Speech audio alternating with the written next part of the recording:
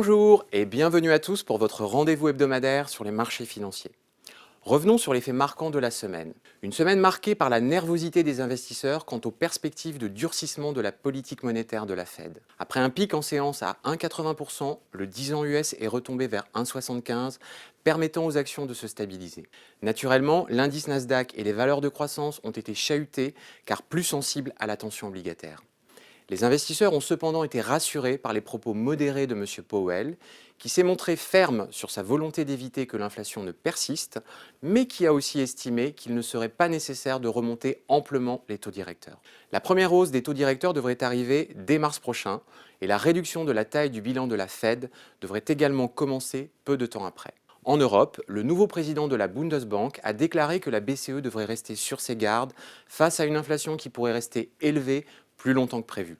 Côté chiffres, l'inflation américaine sur un an, l'indice CPI, a atteint en décembre son plus haut niveau depuis 40 ans à 7%. Néanmoins, les investisseurs ont été rassurés par la légère décélération d'un mois sur l'autre sur la partie corps, hors énergie et produits alimentaires de cet indice. Alors quels impacts sur les marchés financiers cette semaine ? Du côté des actions, jusqu'à présent, les marchés boursiers avaient plutôt bien résisté à l'attente d'un resserrement de la politique monétaire. Mais cette semaine, les investisseurs ont délaissé les valeurs défensives au profit d'actions plus cycliques et moins chères, susceptibles de bénéficier de la hausse des rendements obligataires. Les valeurs technologiques en particulier ont été pénalisées, tout comme les secteurs sensibles aux taux d'intérêt, tels que la santé et l'immobilier. Les valeurs thématiques et les valeurs ESG ont connu de fortes variations à la baisse.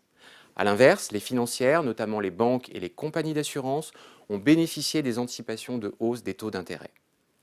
Sur le marché obligataire, les taux longs restent sur leur haut d'un an après la forte tension observée la semaine dernière suite aux chiffres de l'emploi américain. Enfin, cette semaine marque le début de la saison des résultats du quatrième trimestre 2021 aux États-Unis. Les grandes banques américaines publieront leurs résultats ce vendredi. Le consensus des analystes anticipe une croissance de 22% des bénéfices par action sur un an et de 9,4% sur l'ensemble de 2022 contre 45% en 2021.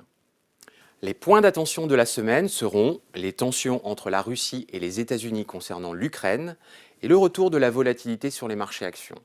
Les anticipations de politique monétaire sont plus incertaines alors que les pressions inflationnistes pourraient perdurer. Bon week-end à tous et à la semaine prochaine.